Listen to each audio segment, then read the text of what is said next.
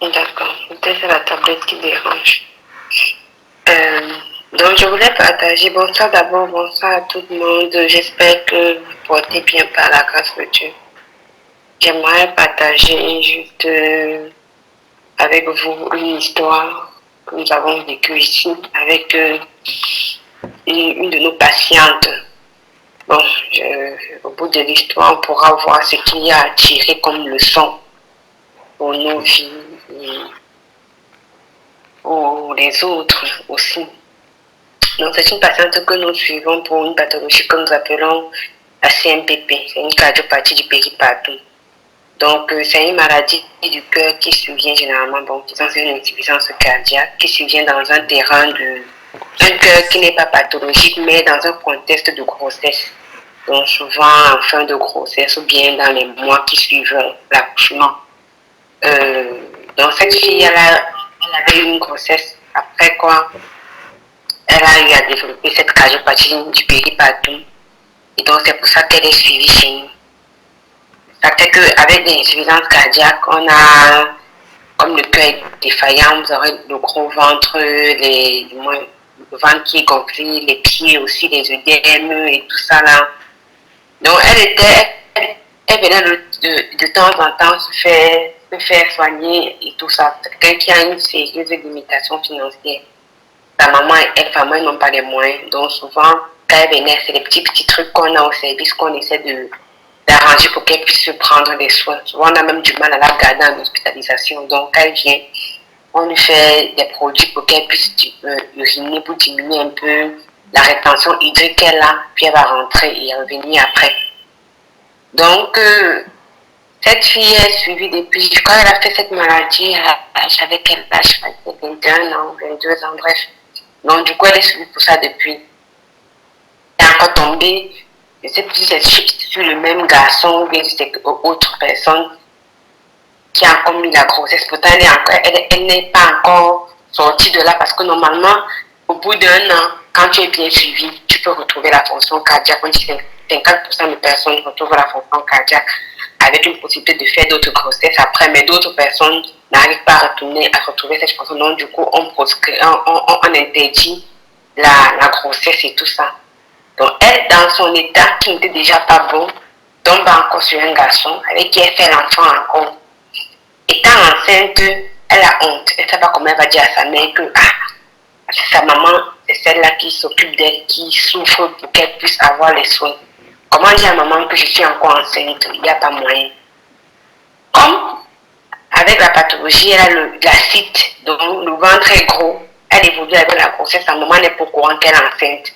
Quand maman dit que mais comment ton ventre est encore trop gonflé comme ça, dit non, c'est le problème de respiration, c'est le cœur et tout. Il va à l'hôpital, on fait des injections, elle urine, ça diminue un peu et elle rentre à la maison.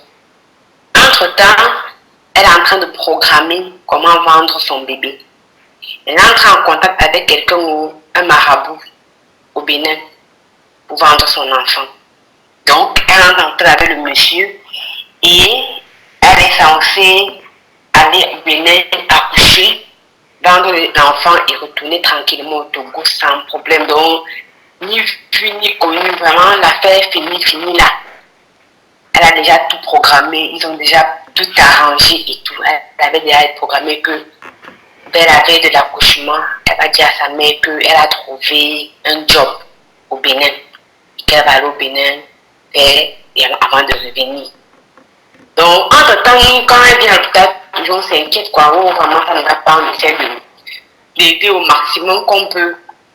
On essaie d'aider au maximum qu'on peut et tout. Entre-temps, elle est enceinte, elle informe. Vraiment, c'est Dieu qui l'a gardée parce que la plupart des personnes n'arrivent même pas à l'accouchement avec ce problème-là quand le cœur est toujours défaillant.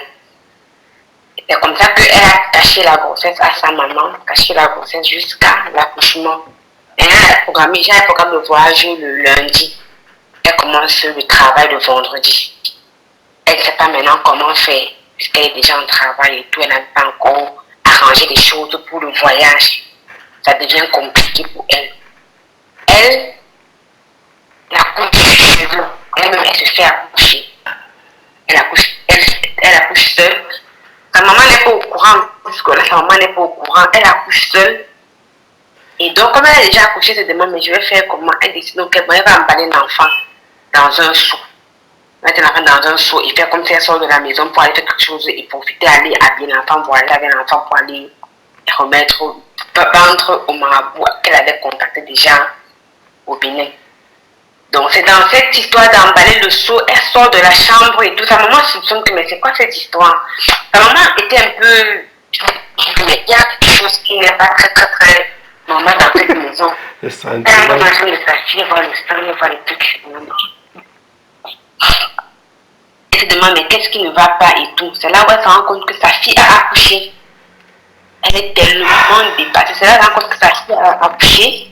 Et sa fille avait déjà programmé tout, comment elle va faire pour aller vendre le bébé, parce qu'elle avait déjà pris tous les contacts.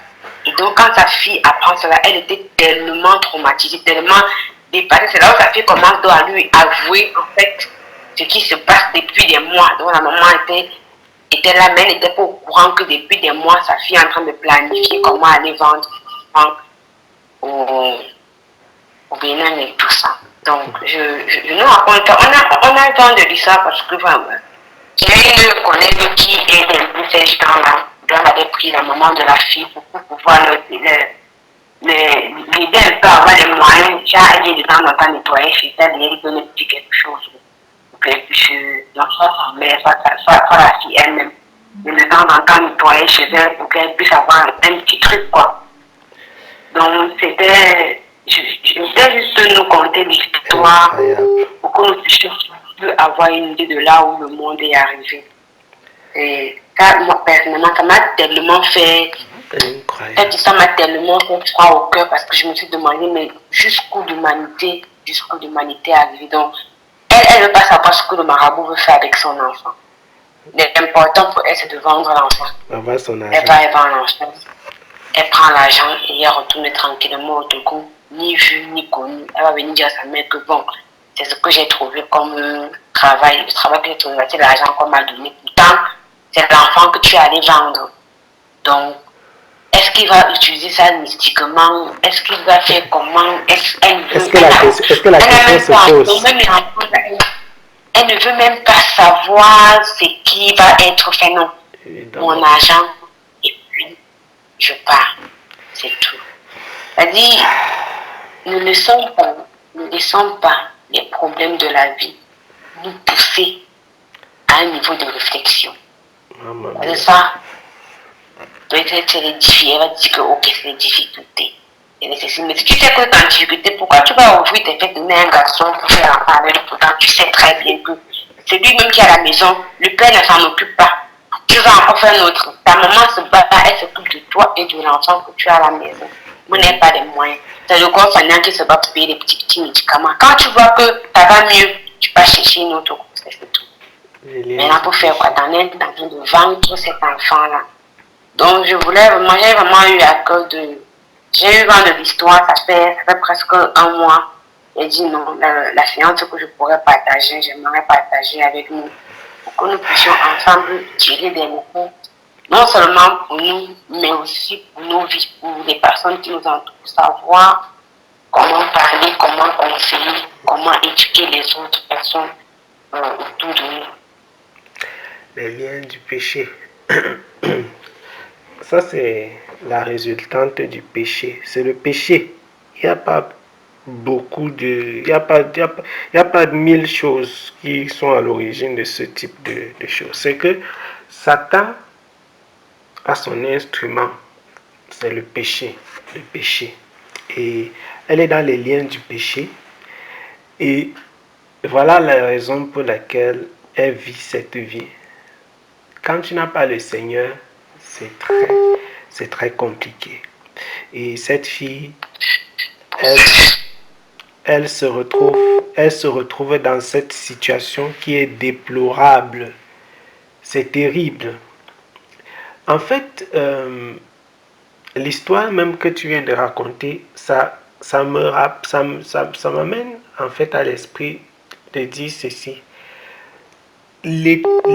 La frontière entre l'homme que nous sommes, la frontière entre toi qui es naturel comme tu es, et le monstre inhumain, c'est vraiment un fil.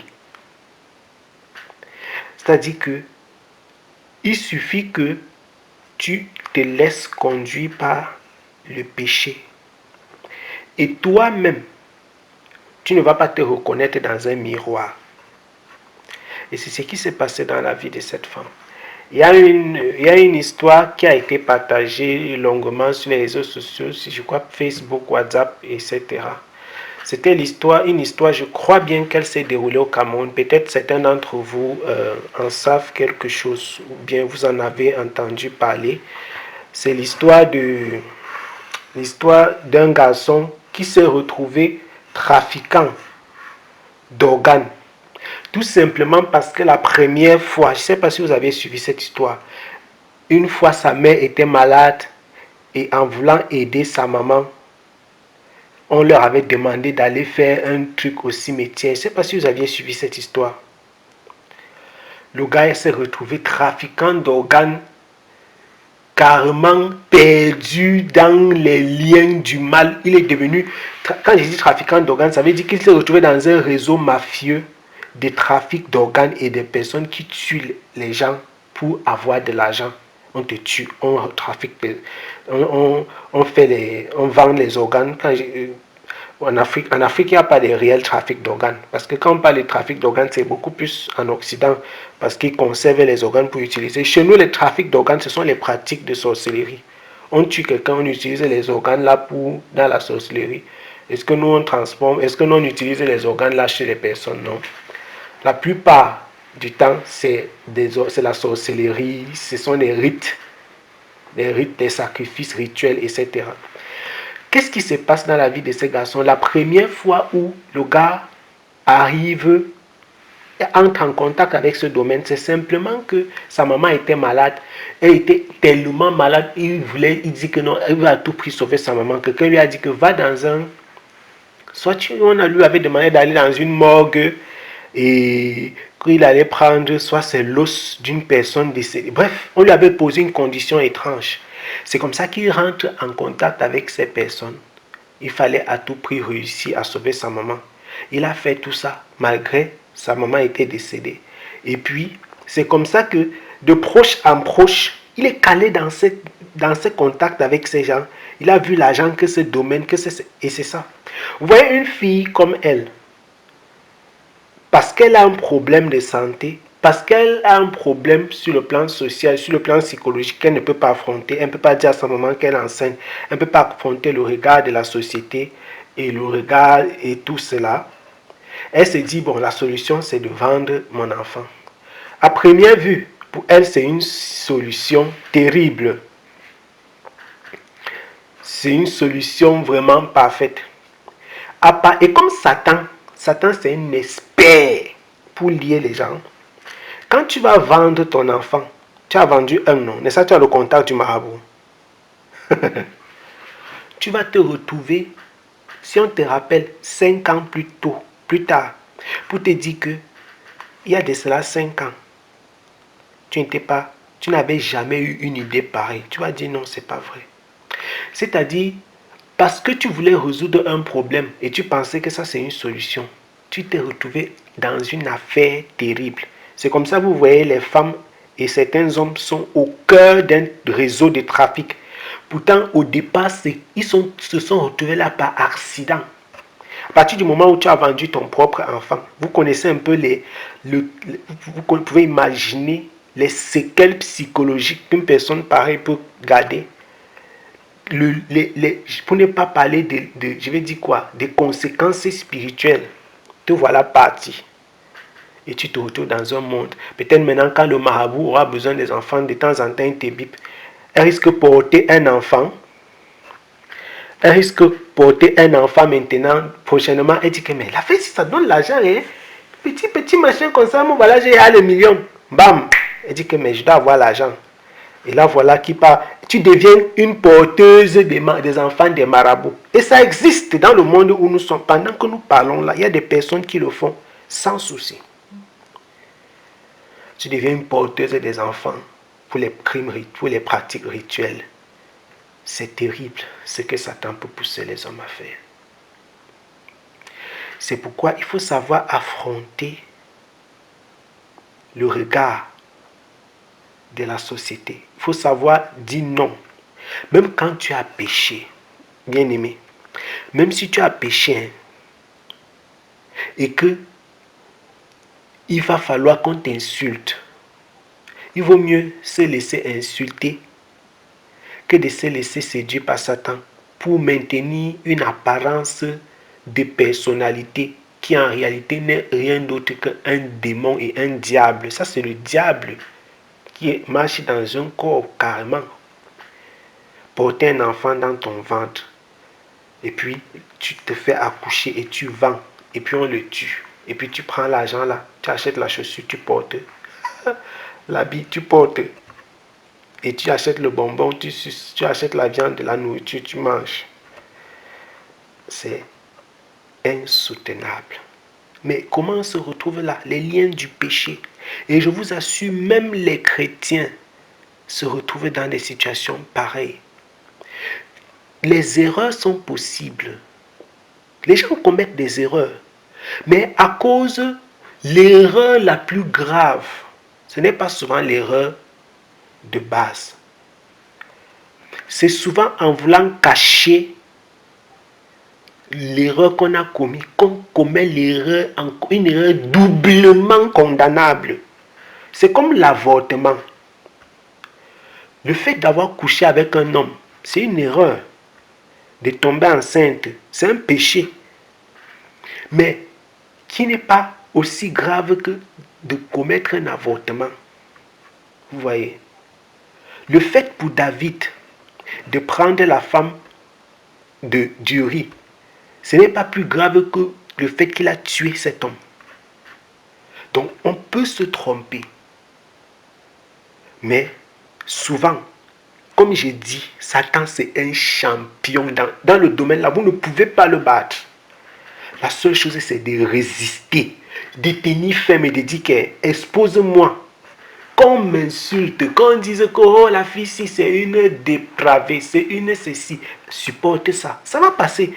Il y a des filles, on a insulté, on a fait. Mais ça c'est fini. C'est fini. Et certaines personnes sortent de cette humiliation-là. Le Seigneur leur accorde la repentance. Vous voyez. Pourtant, il a fallu de peu pour que soit tu te suicides, soit tu te retrouves de l'autre côté, le côté des monstres. Tous les jours, tu montres les dents à ta mère comme ça. Mais pourtant, tu es parti vendre son petit-fils ou sa petite-fille. Vous voyez, c'est-à-dire que tu deviens un réel monstre debout. Tout simplement parce que à un moment ou un autre de ta vie, tu as trébuché et tu as laissé le péché t'envahir. Tu t'es dit non, je vais préserver telle ou telle chose. C'est vraiment de la façade. Tu ne dors plus la nuit. À quoi ça sert? Si on ne t'insulte pas dehors et que la nuit tu ne dors pas. C'est comme les sectaires, c'est comme les sorciers. Quelqu'un est là dehors, quand il y a les fêtes, il farote. Quand il sort, on lave la voiture. Quand il y a le chauffeur, tu fais tout ça. Mais si tu n'as pas de sommeil, si tu n'as pas de repos, si tu n'as pas la paix, c'est ça ce type de personnes. Il y a qui vendent les enfants et tout ça. C'est comme, tu n'as pas de paix. Tu te couches, tu ne dors pas. Tu deviens comme les gens qui dorment seulement en journée parce que la nuit, ils ne sont pas tranquilles. C'est terrible. Ne commettez jamais ce type d'erreur. Que Dieu nous en préserve vraiment. Quelle que soit l'erreur que nous avons commise, il vaut mieux se repentir. Il dit bien, quel que soit le type d'erreur qu'un être humain a commis, il vaut mieux se repentir après avoir commis une erreur que de chercher à cacher son erreur et commettre des dégâts encore plus graves. Ça, c'est vraiment une leçon que nous devons tirer.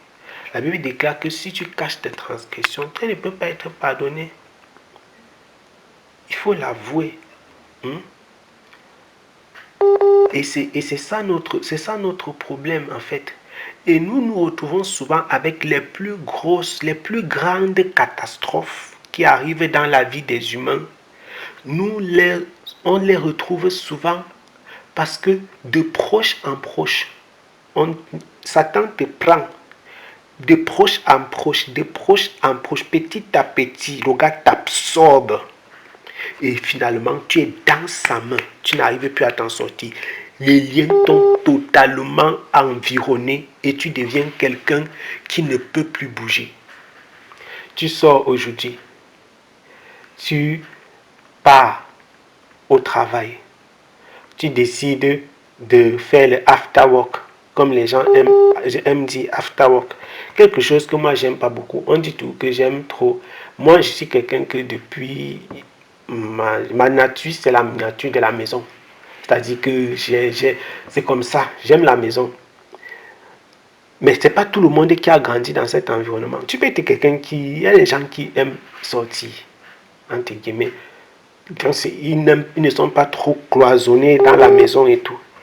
Je prends juste un exemple banal pour voir comment est-ce que petit à petit, des vies sont détruites, bouleversées. Tu fais after work avec les collègues. Ton after work avec les collègues, te voilà qui commence à flirter avec une collègue. Collègue, hein? Tu flirtes avec la collègue. Ok, vous commencez à vous regarder un genre. Te voilà qui commence à te comporter un genre avec ta femme. Maintenant, il va falloir que tu caches tes messages. Il va falloir que, comme tu te comportes un genre avec la collègue, tu commences à cacher ton téléphone à ta femme. Tu caches parce que les messages ou bien les appels peuvent arriver à n'importe quel moment. Parce que tu flirtes avec une femme au dehors. Tu caches ton téléphone maintenant à ta femme. Au lieu que tu te repentes, au lieu que tu te sépares de cette histoire, tu dis que non, die. Te voilà, tu as caché le téléphone à ta femme.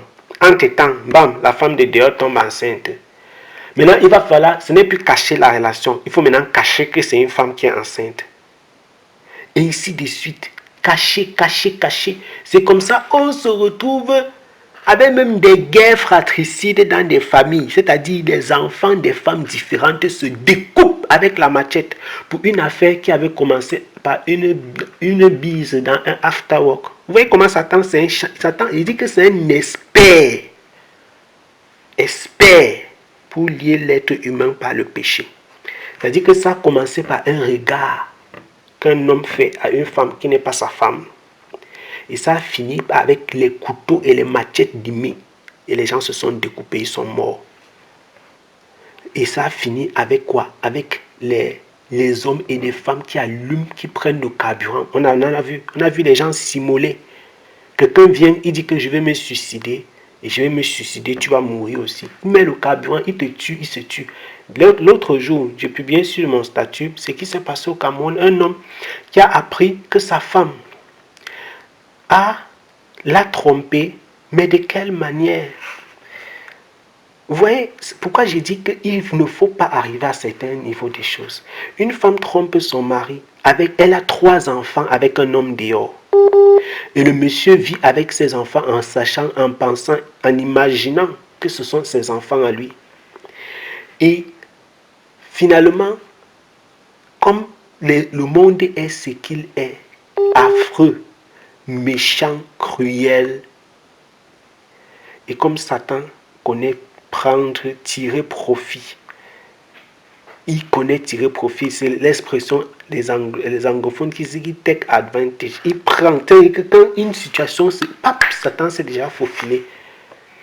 C'est comme ça que l'amant de la dame avec qui ils ont les enfants écrit au monsieur pour carrément je vais dire quoi, pour le narguer quoi.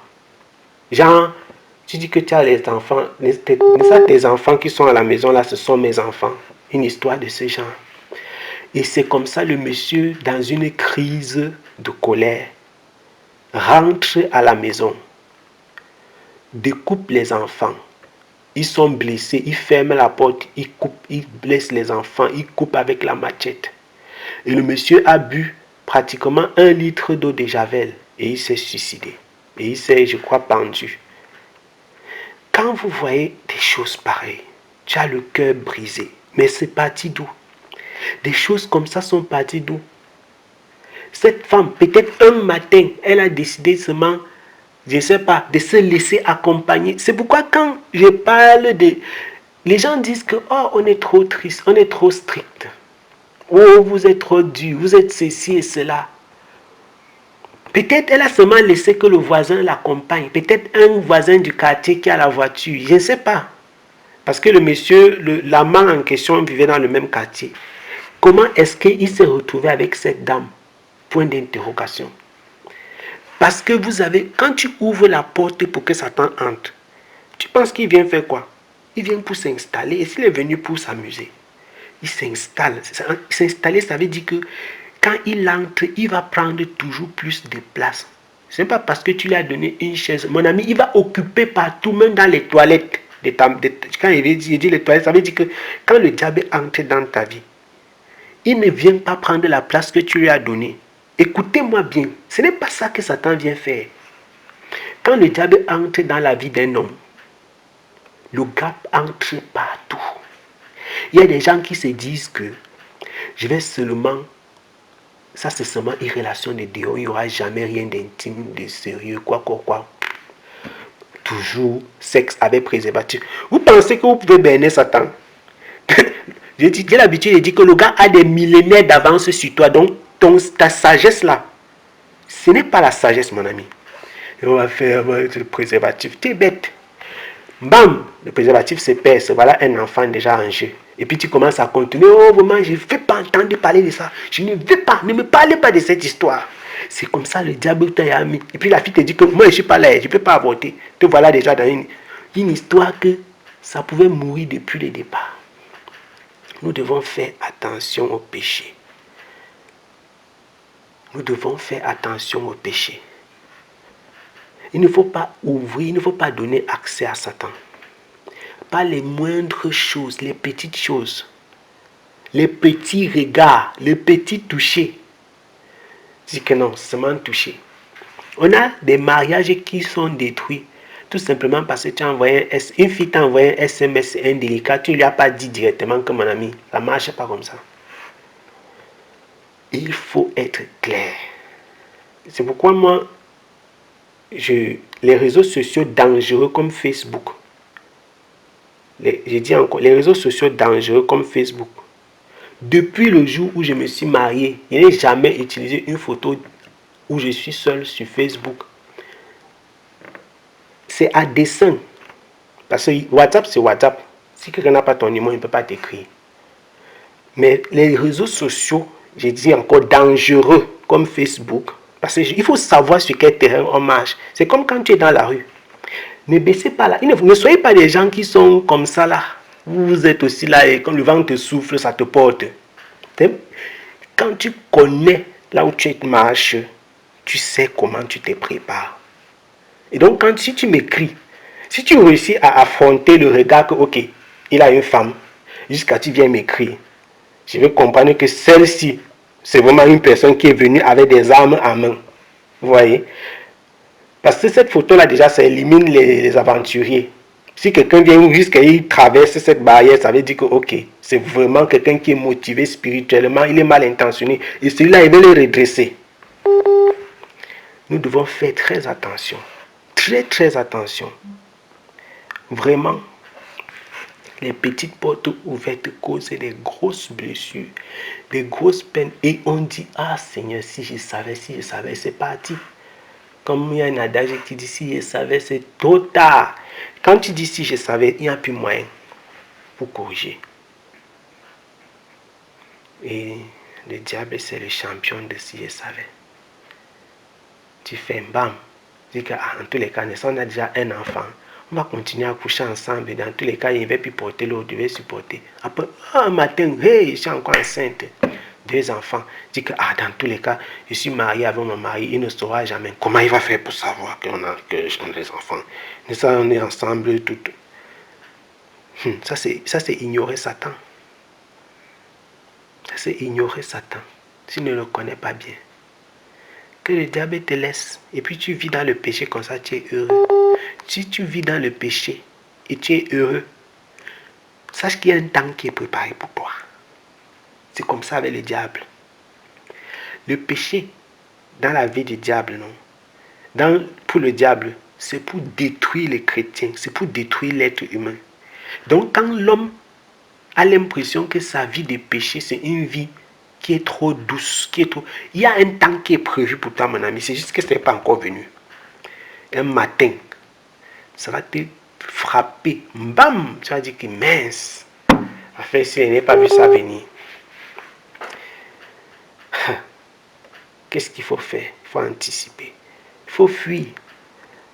Fuir l'impudicité. Fuir l'iniquité. Résister à Satan. Résister. Ne pas donner accès au diable. Veiller et prier, comme l'apôtre Pierre déclare, pour ne pas se retrouver dans des situations où tu vends l'enfant, où tu fais ceci, tu fais cela, où on se retrouvait les chrétiens cachotiers, bizarres, on n'a plus la paix. Vous êtes dans le mariage et tout. Il y a des gens que leur femme ne peut jamais décocher leur téléphone. Parce que quand le téléphone sonne, il ne sait pas qui est en train d'appeler mon frère. Il y a des femmes que leur mari ne peut jamais décocher. Pareil, parce qu'elle ne sait pas qui appelle. Les gens qui sont mariés, mais les ex, il y a de cela 70 ans. Quand il dit 70 ans, c'est une façon de dire que même les ex des ex sont toujours en contact. Toujours maintenir les relations floues avec les collègues. C'est pas que... C'est ça, dans tout ça, le diable est caché. Toujours les trucs, les ambiguïtés, on ne sait pas pourquoi les gens maintiennent ça. Vous voyez un peu ce que... Vraiment, nous devons apprendre de ces témoignages et tirer des leçons sérieuses. Ne maintenez pas l'ambiguïté avec le mal, avec le péché. Il n'y a pas d'ambiguïté pour le diable, il n'y a que la séduction.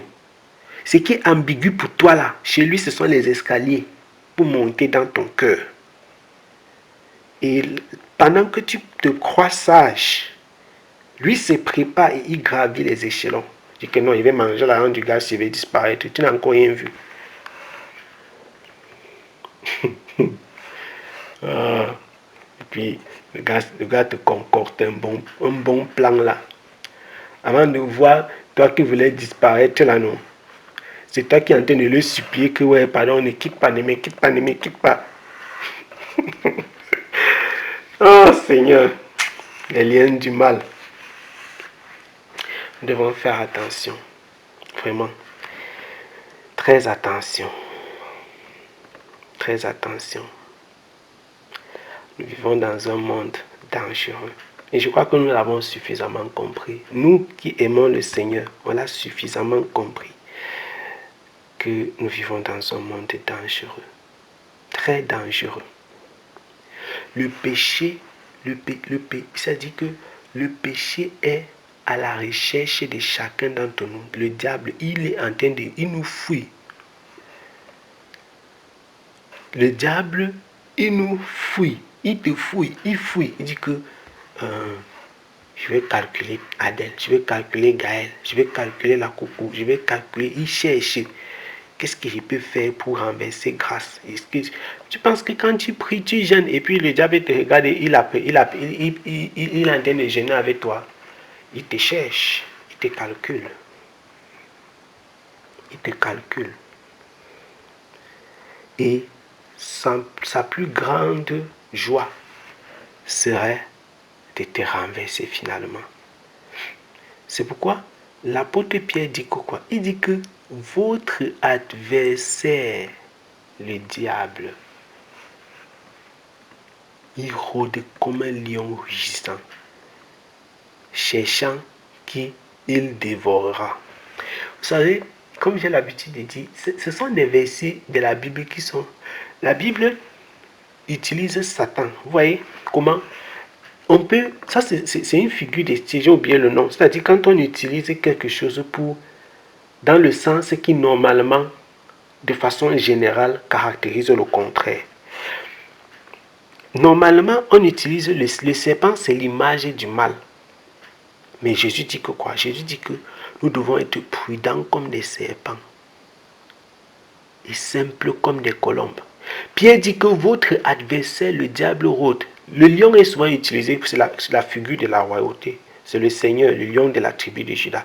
Mais dans le cas-ci, on dit qu'il rôde comme un lion rugissant. Vous voyez? Un lion rugissant. Pour faire quoi? Il cherche qui va dévorer. 1 Pierre chapitre 5. Et nous devons être sobres et veillés. La sobriété, c'est pour ceux qui se tiennent fermes. Quel est en quelque sorte l'opposé d'être sobre? C'est être sous, en quelque sorte. Être distrait, emporté. Paul, de son côté, dit que nous ne devons pas nous enivrer de vin, mais nous devons être remplis du Saint-Esprit. Quand tu es ivre, tu n'es pas sobre. Mais Pierre dit que nous devons être sobres. Donc, pour être sobre, il faut être vigilant, il faut se tenir ferme. Sobre et veillé, car votre adversaire, le diable, il rôde. Maintenant, il dit que résistez-lui avec une... Vous pouvez coller dans le texte, dans le groupe. C'est 1 Pierre chapitre 5, le verset... 1 Pierre chapitre 5, du verset 8, du verset 6 au verset 11. Du verset 6 au verset 11. Écoutez ce que je vais lire une fois. 1 Pierre chapitre 5, du verset 6 au verset 11, vous pouvez coller le texte. Il dit, humiliez-vous donc sous la puissante main de Dieu, afin qu'il vous élève au temps convenable. Et déchargez-vous sur lui de tous vos soucis, car lui-même prend soin de vous. Vous voyez qu'on retrouve le même partage, la même exhortation que nous avons faite tout à l'heure. C'est vraiment le message que Dieu a prévu pour notre cœur aujourd'hui. Vraiment. Ça, c'est comme une confirmation que le Seigneur nous donne. Nous sommes en train de parler d'autre chose, mais le Seigneur revient toujours avec le même message. Déchargez-vous sur lui de tous vos soucis, car lui-même prend soin de vous. Vraiment, recevons cette parole, recevons ce message. Déchargez-vous sur lui de tous vos soucis, car lui-même prend soin de vous. Maintenant, il dira au verset 8, il dit ceci, il dit, soyez sobres, veillez. Votre adversaire, le diable, rôde comme un lion rugissant, cherchant qui il dévorera. Donc, nous avons un adversaire. L'adversaire de quelqu'un, c'est son ennemi. Nous avons l'habitude de dire que l'ennemi. L'ennemi, c'est lui, c'est l'adversaire, lui. Votre adversaire. L'adversaire, c'est la personne contre qui on combat. Aussi longtemps que nous sommes ici, sur la terre, on va combattre. On doit combattre. Il est notre adversaire. Votre adversaire, le diable, rôde comme un lion. Si tu n'es pas conscient que le diable c'est ton adversaire, ce n'est pas son affaire. Toi, tu es quand même quelqu'un qui doit abattre, que tu sois conscient ou pas. Donc, il vaut mieux pour toi d'être conscient de cela. Parce que si tu n'es pas conscient, tu vas payer seulement le prix. Vous voyez un peu. C'est un peu comme quelqu'un qui vit dans un endroit qui est dangereux, mais il ne sait pas. Si tu peux habiter dans un quartier où il y a des bandits, tu penches en sifflotant en pensant que, je ne sais pas, tu te trouves en plein milieu de je ne sais où. On va t'agresser, tu vas comprendre. Vous voyez? Votre adversaire, le diable, rôde comme un lion rugissant, cherchant qui il dévorera. Le lion dévore. Il te mange. Résistez-lui avec une foi ferme. Donc, il y a quelque chose qui sert à résister. La foi ferme. La foi ferme. Lorsque l'apôtre Paul donne l'enseignement aux frères, il dit que nous devons tenir aussi le bouclier de la foi. Cette foi-là, c'est un bouclier. Résistez-lui avec une foi ferme. À quoi ça sert le bouclier? Le bouclier sert à bloquer quand on frappe, à résister quand l'ennemi t'attaque avec la séduction. Pour bloquer les flèches enflammées du malin, il te faut cette foi ferme. Sachant que les mêmes souffrances sont imposées à vos frères dans le monde. Le Dieu de toute grâce, qui vous a appelé en Jésus-Christ à sa gloire éternelle, après que vous aurez souffert un peu de temps, vous perfectionnera lui-même, vous affermira, vous fortifiera, vous rendra inébranlable. Ça fait 4. Perfectionner, affermir, fortifier et rendre inébranlable. À lui soit la puissance au siècle des siècles. Amen. Amen. Amen. Merci Seigneur.